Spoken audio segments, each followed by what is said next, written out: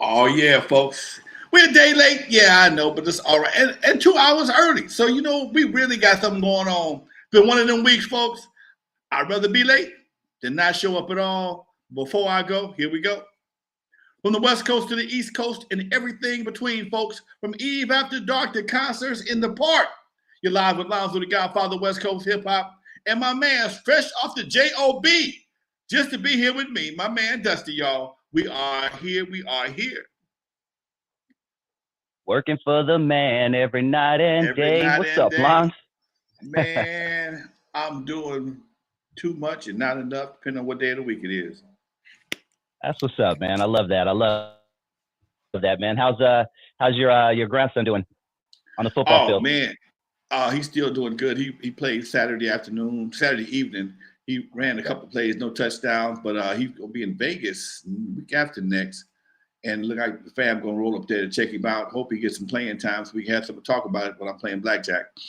Yes. That's what's up. Love it, man. Love it. Is that your game when you go to Vegas, blackjack?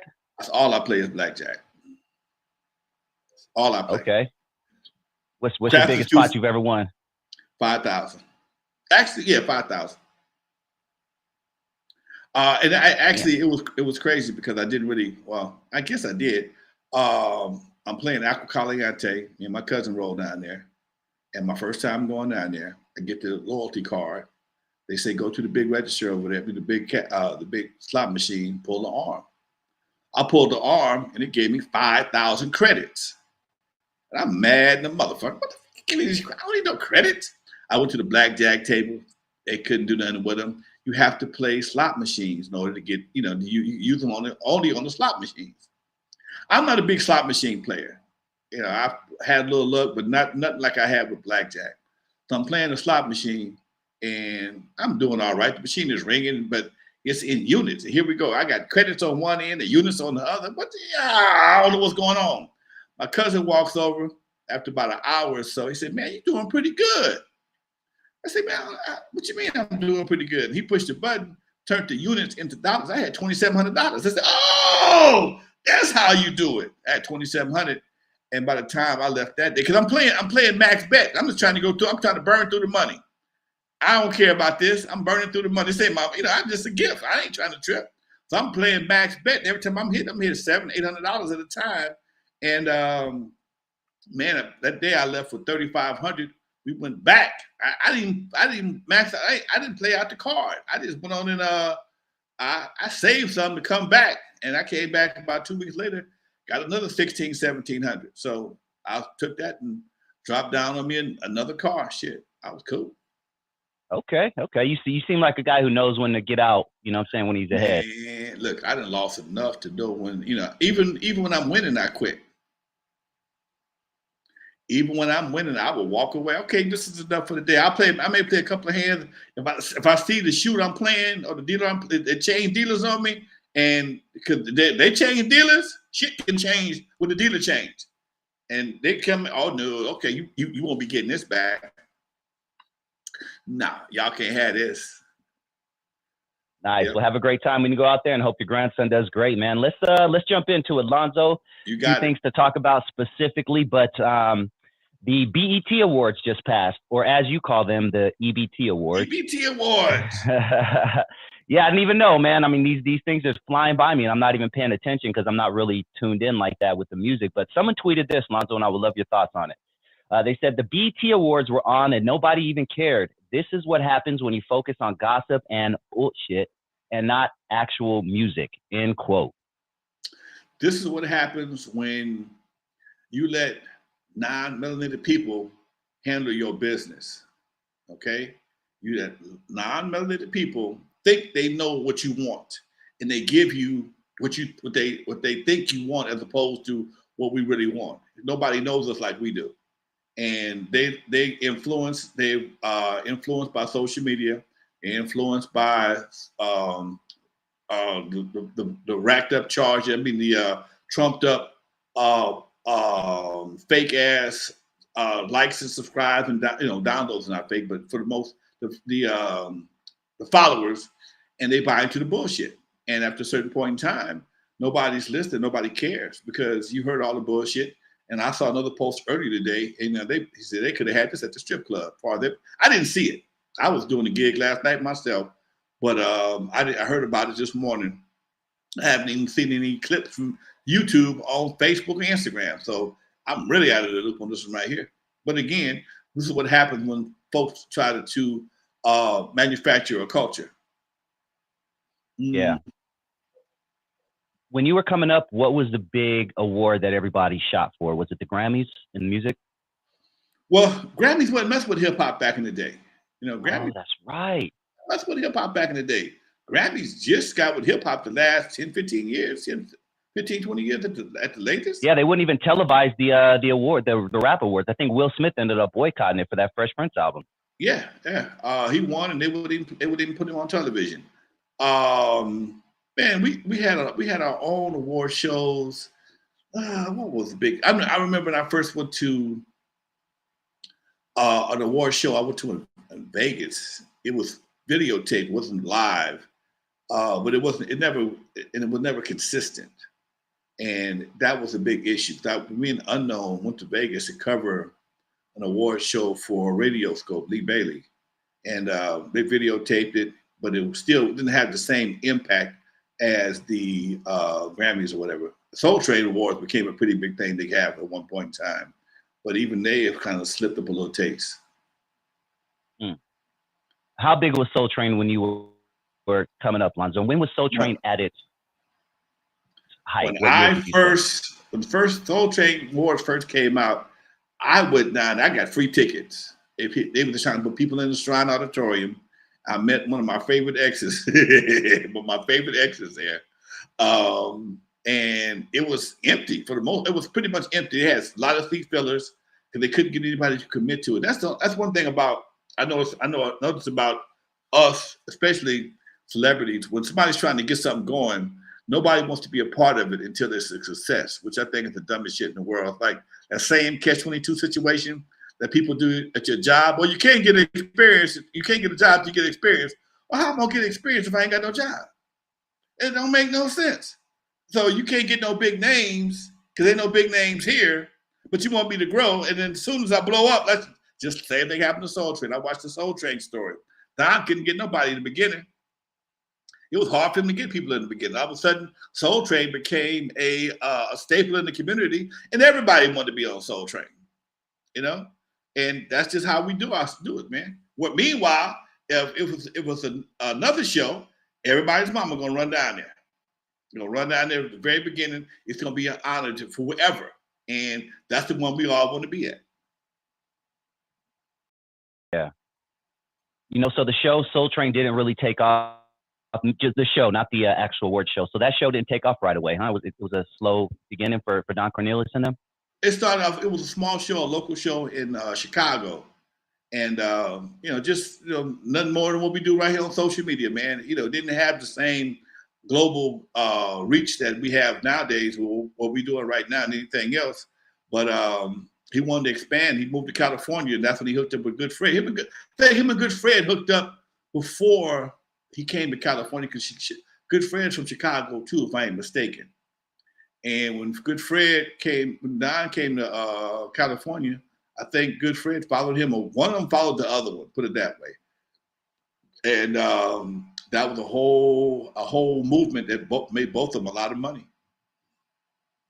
We talked about Good Fred before. That's the guy who made the oils that Johnson & Johnson ended up, I guess, low-key screwing. Tell everybody that story again. We talked about that about a year or so ago. Yeah, my boy Good Fred, me and his son, Daryl, are still partners right today. One of my walking buddies. We talked about Good Fred on Sunday, man. Just out of the clear blue sky. Daryl saw an interview on Instagram with Good Fred. Good Fred created the first hair care product for naturals in the 70s. And it was a very simple product. It's just water and glycerin. But that glycerin, during the summertime, would turn your hair a light red, okay? It turns your hair light red. And then he eventually fixed it. But at some point in time, Johnson & Johnson came looking for Good Fred. They wanted to buy his company. They get off like $3 or $4 million. And Good Fred was a true entrepreneur. Nobody did anything but Fred, but supplied him with his materials. What I mean by that is he mixed, bottled, packaged, and shipped good Fred oil right there on 54th and Western. He mixed, bottled, packaged, and shipped it worldwide right there on 54th and Western. How do I know? Because when the West Coast Record Distributors was formed, we used his same factory. A lot of his machines were still there. His bottling machines there, labeling machines were still there, and he taught us distribution. And that was what he was one of them entrepreneurs, man. He had his own little, it wasn't a big shop. It was a nice size factory, about 10,000 square feet. He had a beauty shop in the same building, and across the street he had another barber shop. And he was just the man. He took something from the ground up and grew it. And when the big boys came after him, he told them no. And he and I had this conversation. He says, "Man, I should have took the money," because he said as soon as he did not take the money, all of a sudden all the supplies got cut off. He couldn't get no glycerin. He couldn't get no water. He couldn't get no bottles. Everything just got shut down for a hot minute, and he had to go to Canada to get his glycerin. This is the 70s now. He had to go to Canada to get the glycerin. And he said when the glycerin showed up, so did the FBI. They wanted to know why a black man on 54th and Western. This is the height of black revolutionaries. Okay, he wanted to know how a black man on 54th and Western needed 500 gallons of glycerin, because all you need is a little nitro and it's a party. And that's real. That's the same glycerin. Okay, that you mix a little nitro and it's on and cracking. So he says shortly after that, man, a lot of his credit accounts dried up, and they tried to run him out of business, like they do so many folks and so many other people. Have you ever seen the what's that? The Stax Records label story? Same situation. So he told it to me, man. He said, "Man, if they come after you, go and get your money and go and do something else." Damn. Did you ever have a natural, Lonzo, before you had your Jerry curl? Oh, okay. Yeah, how big we talking? Jackson 5, baby. Me and Mike was neck and neck. Nice. Me and Mike was neck and neck. I had a big ass natural, man, to cover my ears the whole 9 yards. Had to get it braided, had to get it blowed out, had to do all that hair treatment shit. That's why I ain't got no hair right now. My hair been abused like a bad dog. Yeah. Damn. What was the transition from the afros, the natural, to the Jerry curl? When did that happen? Well, we went naturals, perms, then Jerry curls.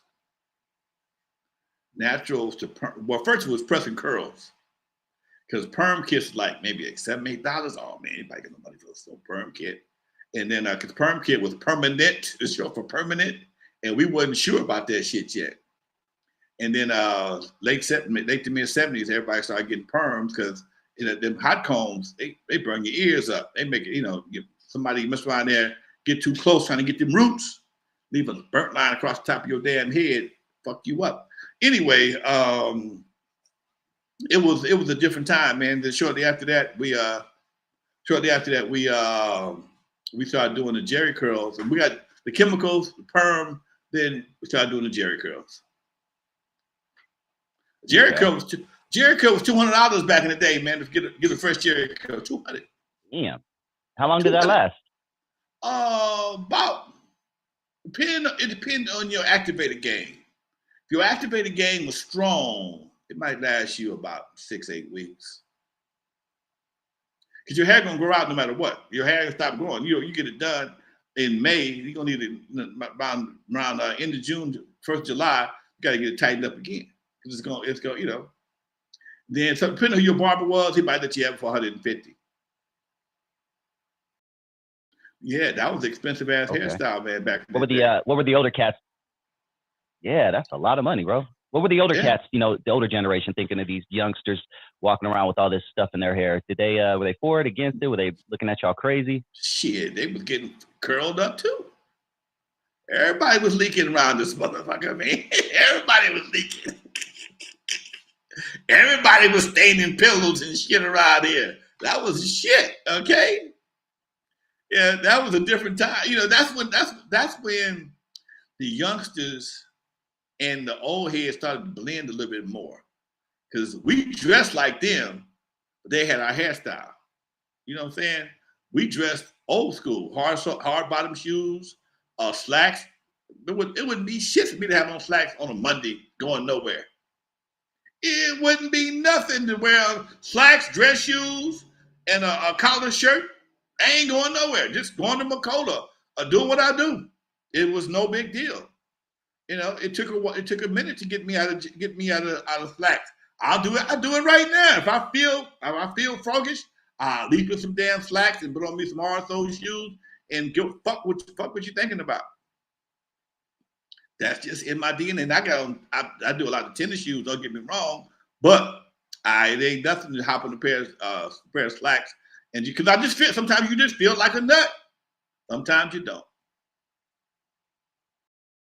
Yep, yep. Well, let's talk. I like talking about the old school, man, with you because you have some great stories, Lonzo. I was thinking of something the other day, and I wanted to ask you. But do you remember? Obviously, you remember. But what do you remember about the 976 numbers? Man, And tell everybody that what that was. 976 numbers were paid phone numbers that you dial. If you dial that number, you're gonna get something, okay? Because they had 976 sex, 976 pet talk, 976 prayer, 976 recipe, and the whole idea was for the person on the other end of the line to keep you on the phone as long as possible. So if you stayed on the phone, I don't know, 30 minutes, 25, your phone bill will be high as hell. It might be 5,000, 6,000 minutes talking to fools. And a lot of guys, most of them was out of sex lines. That was the big thing.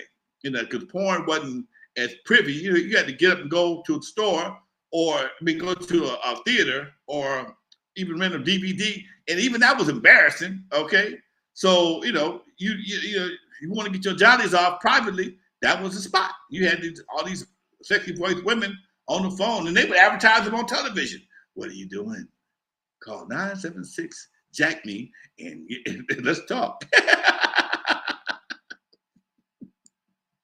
Real talk, Doc. And Yeah, folks, the yeah, 976 number. that was the shit back. And here's the part, man, and this is what I learned about technology. Right before cell phones got real popular, they were selling 976 numbers. I had about 4 or 5 of them for like $100.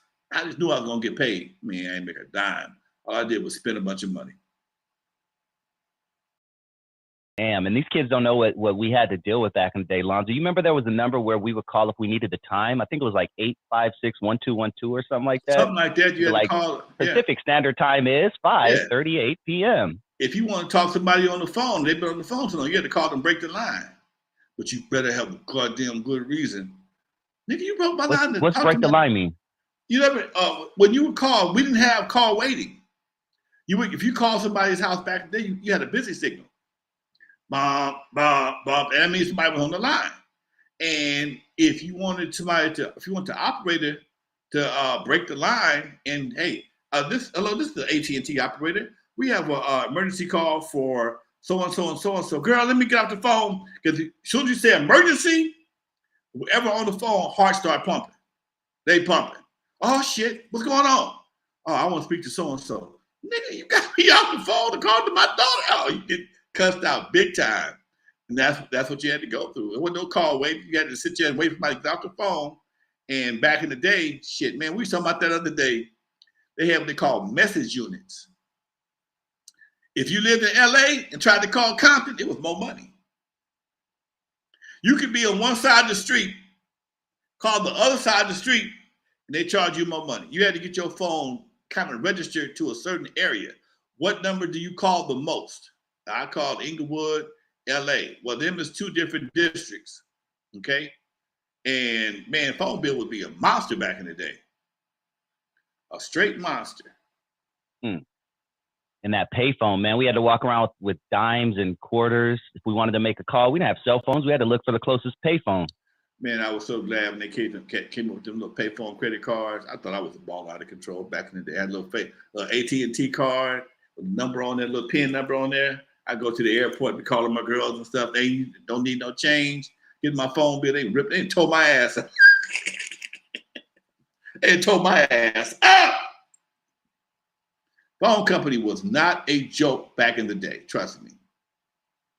Yeah, it was a different time, man. It was a different time. And now, Lonzo, I don't know if you saw this week, but Elon Musk released these robots.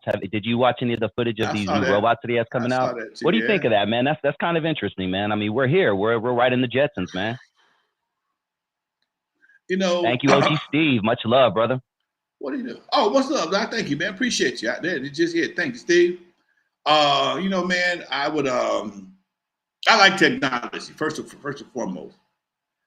I don't know if I want a motherfucker walk around how big as I am. Bigger than me and strong, bigger than me and strong as me that I got to plug up. Okay. I don't know, but I don't know yet. Now a little robot run around the house, vacuuming the floor, we ain't got no problem. But some Kick bitch that little motherfucker. yeah, somebody 6 feet tall, 100-some pounds in my house that's big as me and probably as heavy as me that could probably hurt me if he got a bad transistor up his ass.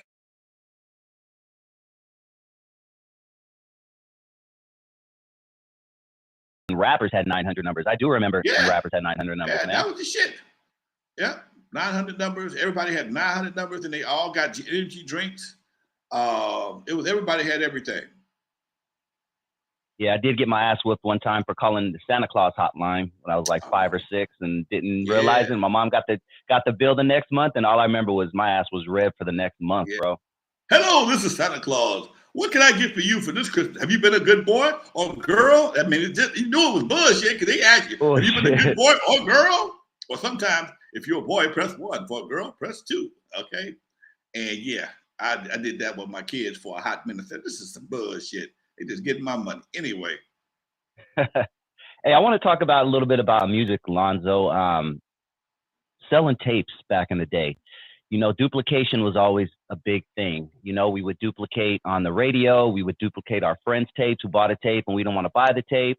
You know, if you could, let's say if someone sold 1 million tapes, legit 1 million tapes out of Sam Goody and Warehouse and all that, how many duplicates would you say that were on the street of that? If you could put a number on it, you know what I mean? If he sold a billion, Million, yeah. probably about a million dubs. Mm, damn. Man, cause see, understand this. Back in the day, we had some super high bias cassettes. And if you go to Radio Shack and grab one of those nice duplicators, the high speed duplicators, shit, you can man. A cassette sound is already probably the lowest quality you're gonna get. But if you put it on a high end Maxell or TDK tape, shit, that shit'll work. That shit'll work. Long as you don't get too many generations down, that was your only problem because you did lose quality Quality. after a while. But we went to the tape shop right next to McCullough. In the next parking lot was a place called Pacific Audio, and they sold high end everything tape recording. So we going to buy some of the best tapes you can get. It $5 back then for one of these super high professional Maxells or whatever. And they serviced all the record companies, all the studios. And those some guns you can get some some plays out of them before they start sounding like shit, or you can get some dubs out before you start sounding like shit. If you get you a TDK duplicator, you in business for a minute. You have been the timing ain't gonna be the same, but you in business for the most part. Let's Most yeah. Go ahead. Go ahead. Most tapes were the same length as an album, and the album has 22 minutes of music on one side, but the average tape was 30 minutes. You didn't have 22-minute tapes, so you had to kind of do a little rewind and fast forward and get to the beginning, or the shit would play, and then to the end and then rewind on the other side, and then it fuck up the song though. Go ahead. Yeah, yeah. I know you bootlegged yourself back in the day, but if the average musician came across a bootleg of their tapes or a bunch of bootleggers of their tapes, let's say at the Santee Alley or at some swap meet or something like that, where it was part of a mixtape, what would be the average reaction of a musician back then if they came across their bootleg? Mad as fuck. Mad as fuck. One of the reasons why I stopped fucking with gangster niggas is because I got rolled up on by some gangster niggas. Almost made me go to gangster mode myself over a bootleg. I did the Flamin' album. The Flamin' album, and some of the guys, a couple of the guys that got bootleg, they were on. That was just that during the cassette era. That was just secondary. They take the best of everything, whatever it was, independent, major, and throw it on another CD and make a new product. I'm riding down the street. I'm leaving the pad. All of a sudden, I made the left going off my street to another street, and I saw a car kind of swoop on me, and I'm driving kind of strong. I'm moving a little fast. I'm like, these niggas following me. I hit the light, and I made the light. These niggas was behind me, and they kind of ran the light. What the fuck? I was saying, pull over. It was 4 or 5 cats from the compilation. I recognized the dudes, but their faces wasn't right. Man, what's happening, Lonzo? Man, you got all this shit bootleg, blah, blah, blah, blah, blah. My heart pumping. I'm like, nigga, I don't know what's going on. I say, hey, man, let me explain something to you. But first of all, they accused me of doing some shit I did not do. You got your house painted, so now I must be stealing from you. Now I'm pissed off. Motherfucker, I was balling before I met you. Remember, you came to me, I already had a house. I didn't have to steal for you, and I didn't have to steal for you to get my house painted. We made that shit all on these albums. I said, well, first of all, somebody to bootleg your shit is almost a sign. It's a sign of not a courtesy, but it's almost doing you a favor. Man, how the fuck you figure that? They don't bootleg bullshit. Oh yeah, man. They didn't bootleg the whole album. They only grabbed your cuss and another one. Oh man, but still, I said, hey man, what you want me to do? I didn't do this shit. It ain't my shit. But the way they came at me initially, then I had to go check them. Now they all apologetic. Said, nah, man, because see, if I had to let myself go left, that shit could have got escalated and it could have got ugly for everybody. Nah, man, I ain't fucking with y'all. That's why I don't do a lot of shit that I used to do no more. I don't do a lot of that shit. No. You know what? That's a good way to segue into a story that we haven't told in a while. We've talked about it a couple times in the past, and we have new listeners and all the time, and people who don't listen to the whole show, so they may not have heard this story. But can you tell us the story, Lonzo, about when you got that call in the middle of the night from someone from the mob? I was working with McCullough. McCullough had some new business partners, and these guys were serious dudes. I ain't calling no names. Some of these folks are still alive. I don't need no problems. And one of the guys, they wanted to, they paid for my album, the Fast Lane album, gave me $25,000 for the album. They wanted to get a piece of Turn Off the Lights. And another young lady that knew them was my manager. And I got an offer from Priority to do a licensing deal, which means I'm gonna rent this motherfucker for 5 years, put it on a compilation. Basically, I'm gonna do a bootleg, but I'm gonna pay you for it. That's all it was. Priority did the same thing the bootleggers did, only the bootleggers didn't pay you. Priority did. Priority paying $5,000 for master and publishing rights for 5 years. Cool, no problem. Plus, they send you a check every month.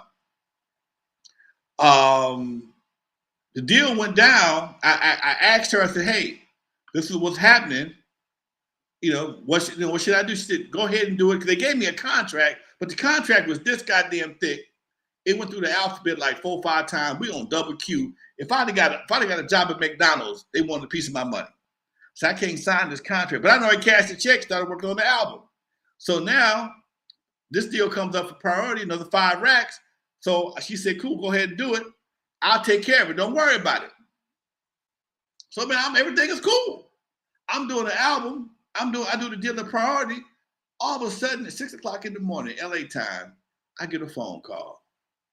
Lonzo Williams. I said, yeah, I can help you. My name is so and so. I'm from New Jersey, and I understand you sold one of our records that we bought from you. You know, if you were here in New Jersey, they'd find you in the East River or the North River, whatever it was. I said, huh? People like you, we don't care. We don't care for people like you. We don't like people like you who do business behind our back. Some shit like that. I'm like, hold on, man. What are you talking about? We gave you money for a product and you sold it to somebody else. I did not do that. I did not do that. So I said, man, first of all, remember who you're talking about, because the guy who represented them talked a lot. He never listened. He talked a lot and never listened. You ever meet somebody like that don't never shut the fuck up? And even when you're talking to them, they're not listening for what you got to say. They're just waiting for you to stop so they can start talking and keep talking. They can start talking. So he was aware of the shit, but he never really grasped it. I said, second of all, it's a licensing deal. It's not you still have what you have. It's no licensing deal. It's just a licensing deal. I said, we do them all the time. It has no ownership. I still own the product. I just gave them permission to use it. Homeboy, calm down. Okay, all right. I'll talk to my man. I'm glad we had this conversation. And I'm like, fuck. He threatened. This motherfucker literally threatened my life. This ain't no homeboy shit. This is some real soprano type shit. This ain't no homeboy from the hood shit where you can go, dap it out. These motherfuckers car blow up and shit like this. So from that point on, I started carrying my strap in Macola. Every time I go to Macola, I'm strapped up. Every time. I figure if the shit's jumping off, it's gonna be going two ways. It never jumped off, but I was also warned not to get in the car with this dude, their representative, because people in his position, cars have blown up. There's no bullet. Now people say, nah, man, where was Dre at? Dre wasn't around. They had already left.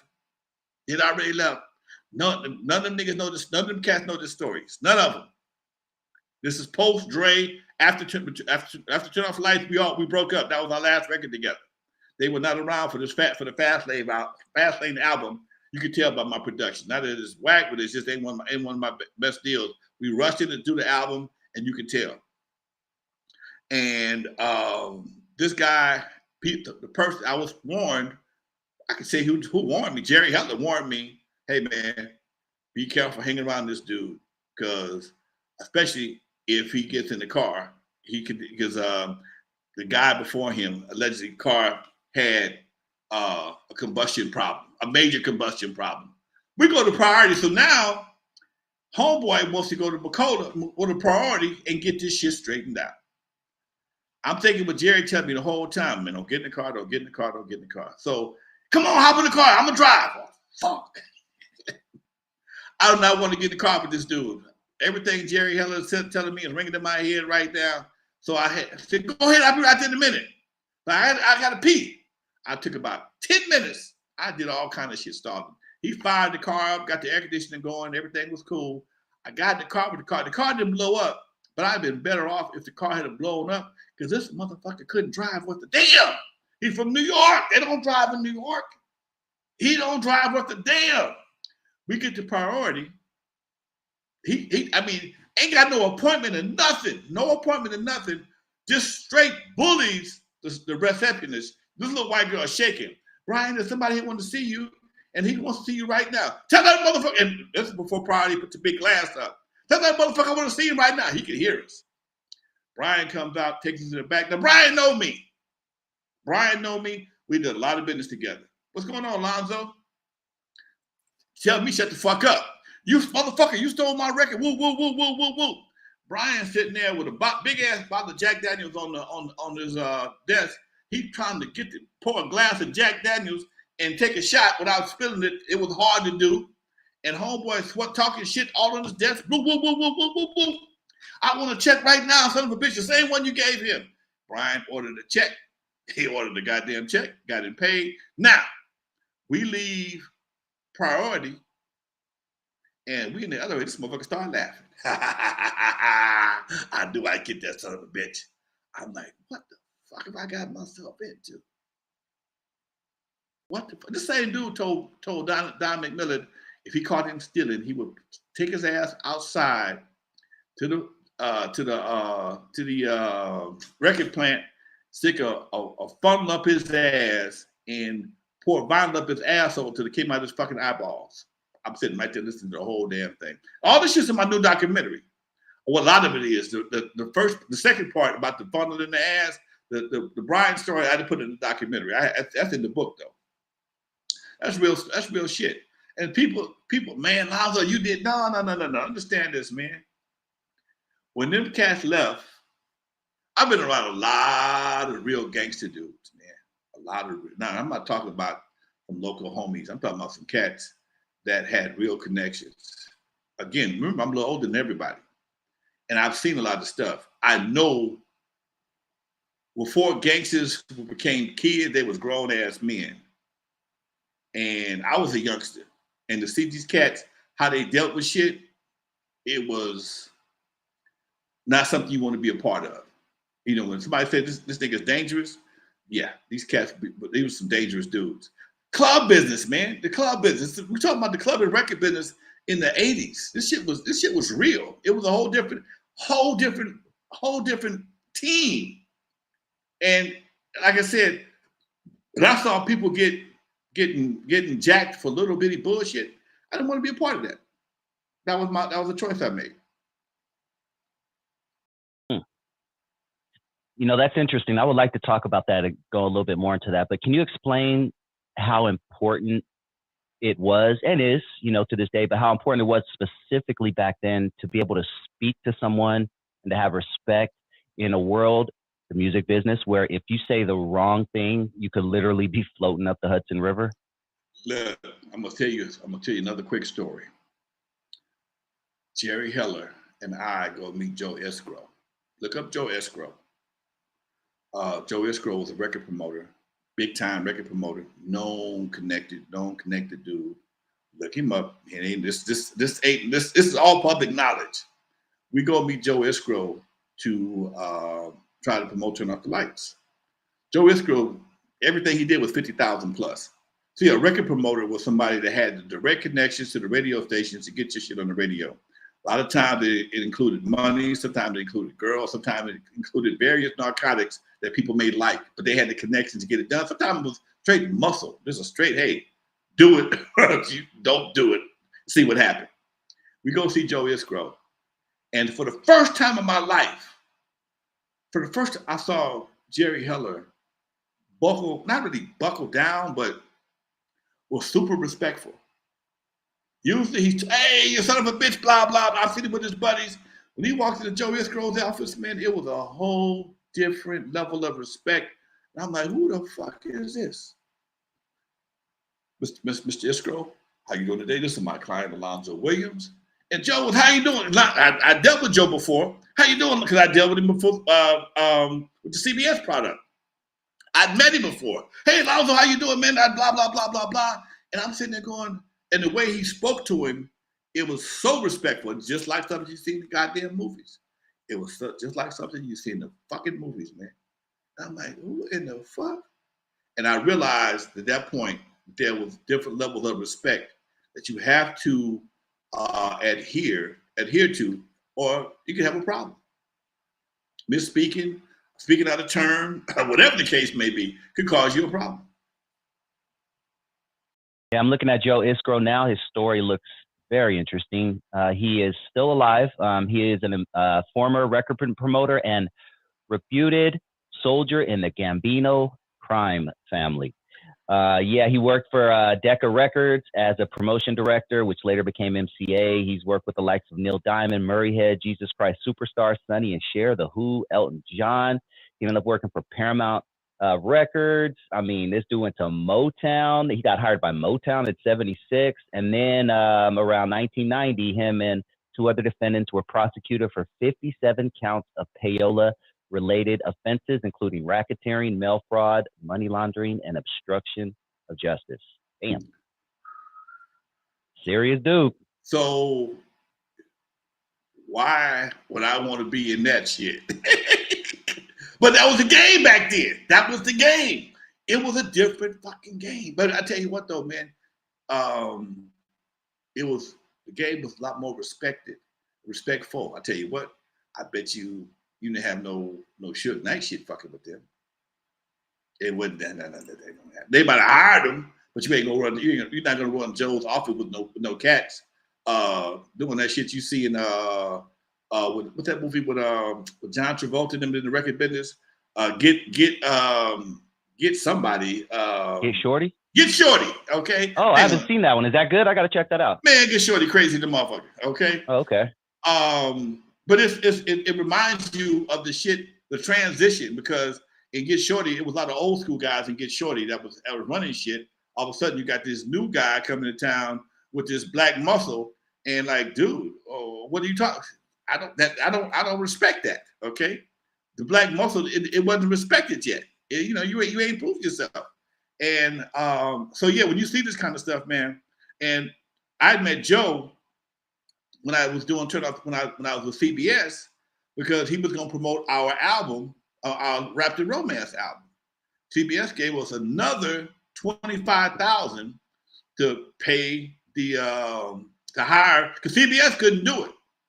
CBS wouldn't do it. They gave me the money to hire the record promoters. That way they can claim anonymity. Okay, so they gave the production company, which was my company, this Crew Cut Records, to gave me the money to go hire Joe. The day, his honest to God truth, the day I got the check, the day Joe got arrested and he was in handcuffs. Wow. The day I got the check, the day he got arrested, on fucking national news everywhere. Okay, we'd already cut the deal. I called my boy Larkin. I said, "What do I do?" He said, "Man, take the money, go have a party, and then you can do it right now." He was hot as fish grease. That's real shit, man. So again, dude, I've been with some of the big ones, some of the higher ups. I've been threatened. I've worked with them. I've done shit. And dude, come on, man.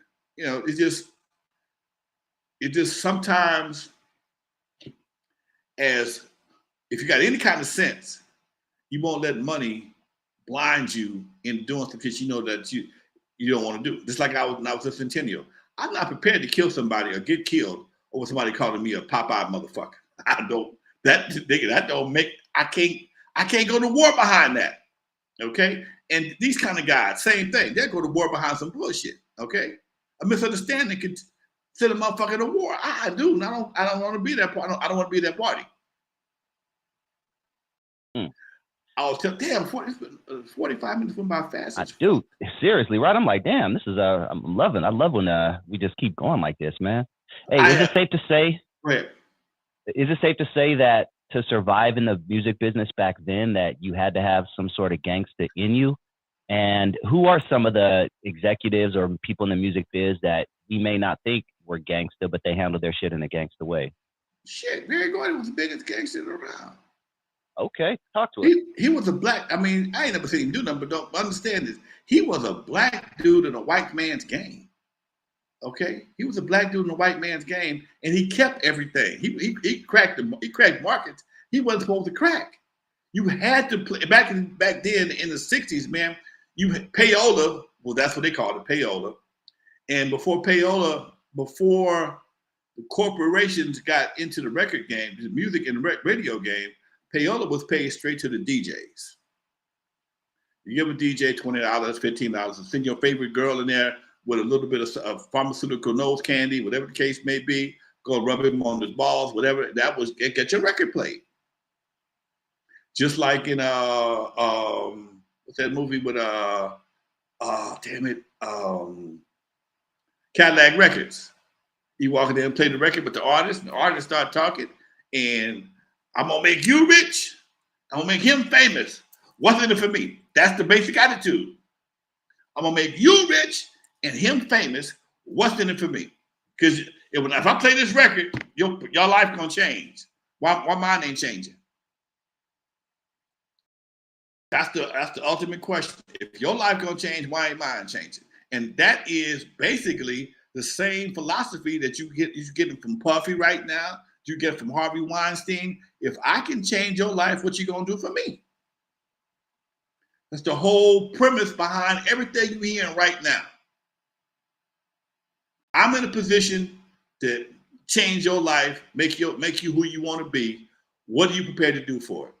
What do you want? This ain't a school thing. This ain't an education thing. This is a personal call that I can make to get you in this movie. I can sign you to this contract, this record contract. What are you prepared to do for this right here? And that's the question you got to answer yourself. Ask yourself, how far are you willing to go to get that movie deal, to get that record deal? You ready to drop to your knees? You ready to lay up? You ready to bend over? What you want to do? And that's just the nature of the entertainment game, because so much can happen from one or two people blessing you in their own way, doing their job. Not even blessing you, doing their job. Why should I help you, not the next person? Yeah. I don't know if this is public knowledge or not, but Vistalite says, is it true that the mob muscled him, Barry Gordy, out of Motown? Do you know anything about that? I wonder if that's... I don't know if they muscled him out of Motown.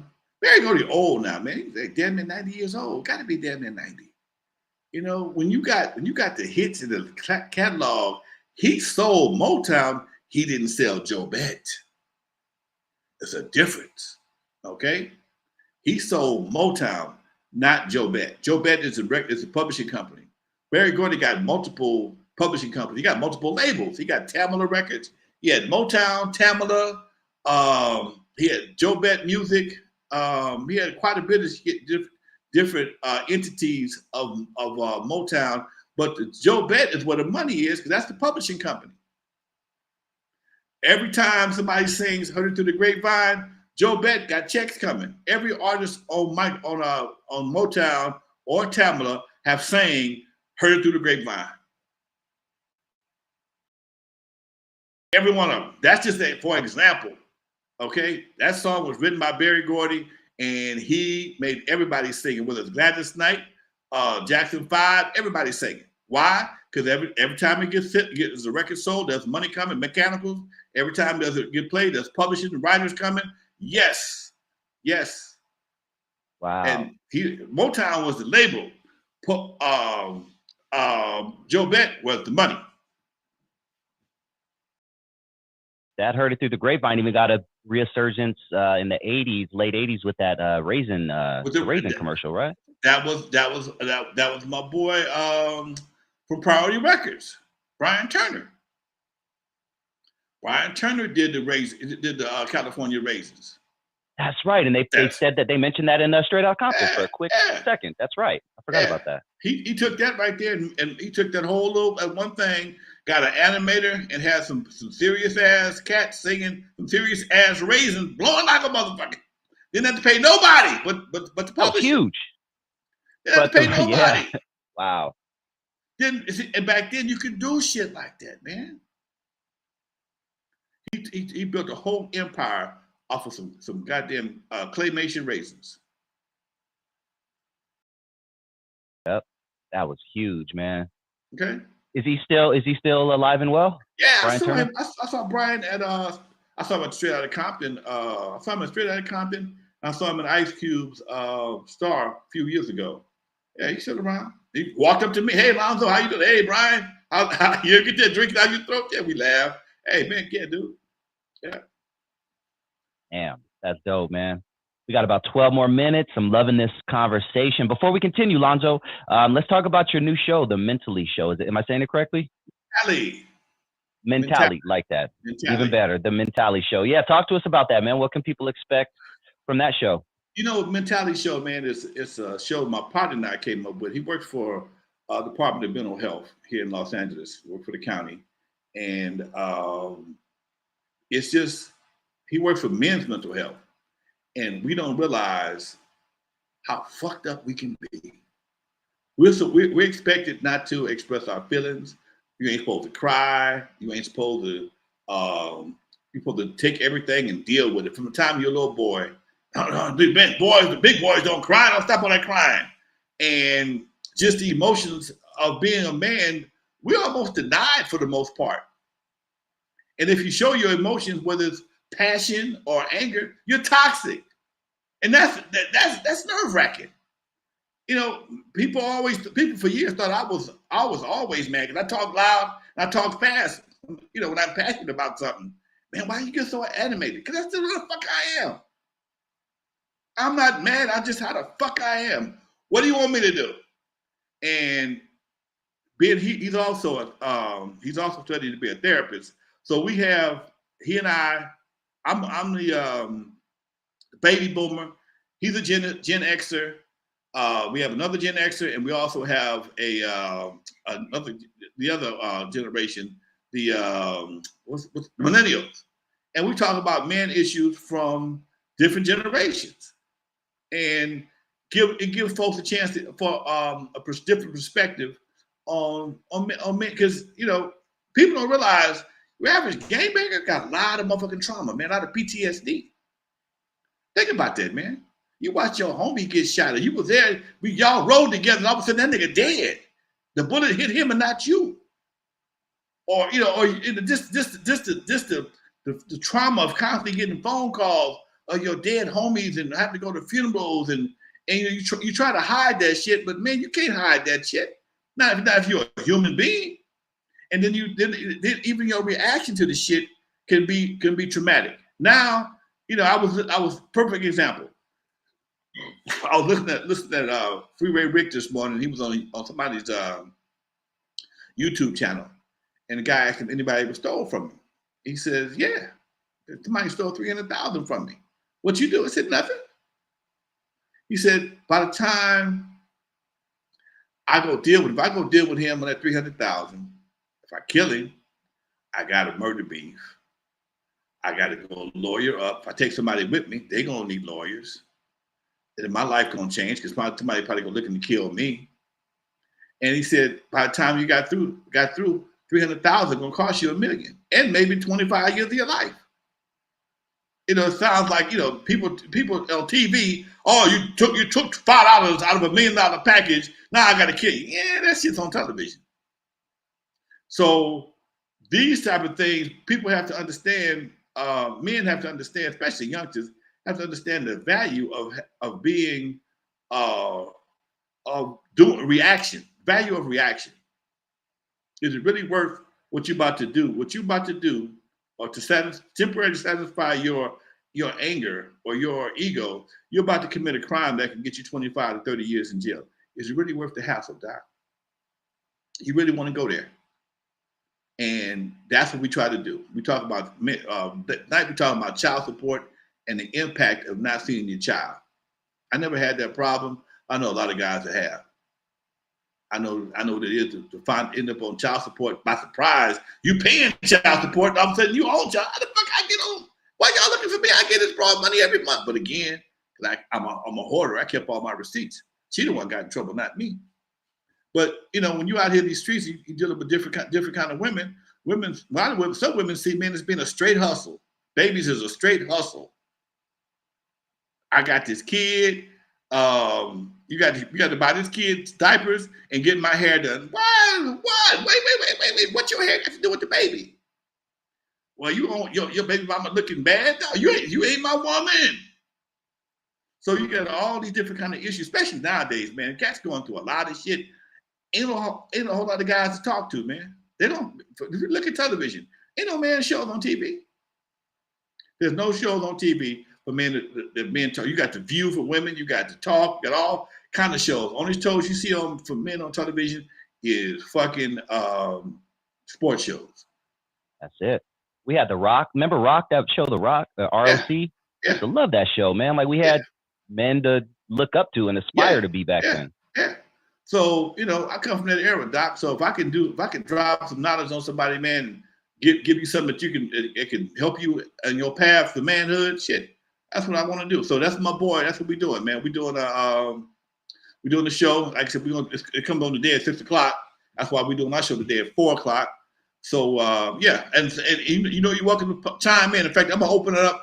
I'm gonna start having cats put their number in the chat room. I'm gonna call them. It's hard for people for me to call for people to call in because people are gonna get blocked.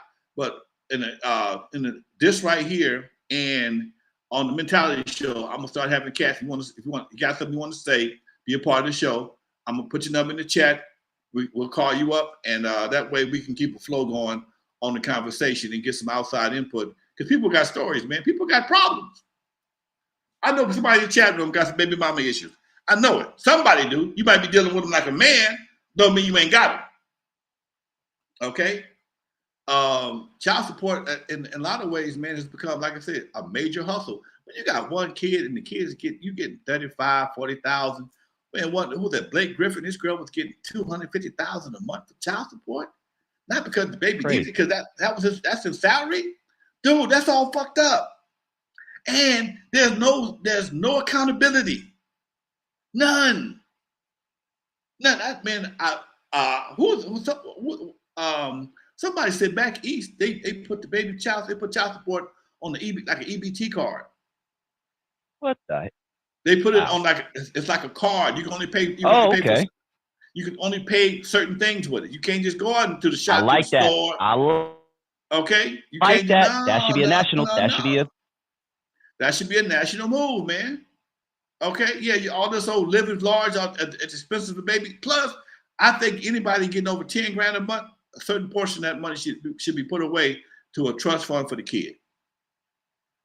Mama can't get all the money. You can't burn up all this kid's money and expect him to go to college and have any kind of life, especially if you're getting over 10,000 a month. And 10,000 ain't no money. Yeah, I tell you what, you won't make it at your job. And I get so tired of watching these shows. Broke this and broke that. I got my bills, and you want me to pay yours too, and you won't do nothing, and you constantly spending more money. Don't get me started on this shit, man. Don't get me started.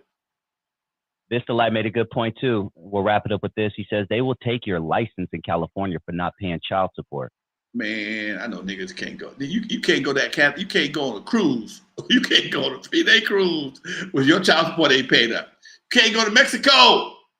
You can't go to Mexico. You can't go to Tijuana and get laid because your child support is paid. Your child support ain't paid. They take your passport and your driver's license. Man. People wonder why guys don't go out of the country that often. A lot of them can't go. They got their passport snatched. This is real talk. They just can't go. Women ain't got no child support issues. They go where they want to go. They got somebody giving them money. And they got a passport. They go wherever they want to. The guy can't go because I'm behind. They took my shit.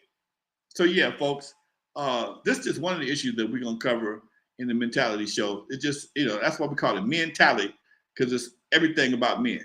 And that's my boy's title. I can't even take credit for that. So yeah, and we love to have you come and sit with us. If you want to come sit with us when it's dusty, you're welcome to join, Doc. I would love to. We'll join in. I'll definitely join in the future. That's right up my alley, man. Thank you for doing that, Lonzo, because mental health in our community is so big, and just even subjects like child support, that's huge, man. Like I'm gonna tune into this show tonight while I'm eating, man. Definitely watching that Dodger game. Let's go Dodgers. But yeah, man, I encourage everybody out there to check out the Mentality Show right here on N.W.A. Stories with Lonzo. Make sure you guys hit that notification button so you get notified every time Lonzo drops content on this channel. And any last words, man? I think, damn, that flew by. Lonzo, we got like a minute left. Yeah, we got like a minute left, dude. Yeah, we got two more local screenings of the N.W.A. documentary. We'll be at the Michaud Film Festival. That's going down in Culver City. That's on a Thursday at 12 o'clock. I know some of y'all got to go to work. I ain't mad. Then we got another one coming up on November, the Sunday after Halloween. I think that might be like the 3rd or the 4th. And that was at 3 o'clock in Palos Verdes. I won't be there because I'm gonna be just getting back from Maryland. But if y'all want to go check out the documentary at the screening, I'll make sure that we post the location. It's gonna be on Sunday, San Pedro Film Festival, Sunday at 3 o'clock, I believe it is. Just in time for me to miss it. Hey, we got to roll, folks. Yeah, man. Hit him with that outro, Lonzo. Always a pleasure. For those who never heard of me, I'm the first one to put Dr. Dre in the surgery. Stuck Ice Cube in the freezer until he got cold on the eve after dark, 50-yard line at the Super Bowl. In the movie Straight Outta Compton, they played me like a hater of rap. Don't believe that Hollywood bullshit, because it was all cap. My history goes deeper than you will ever know. Just remember that N.W.A. stands for Not Without a Line.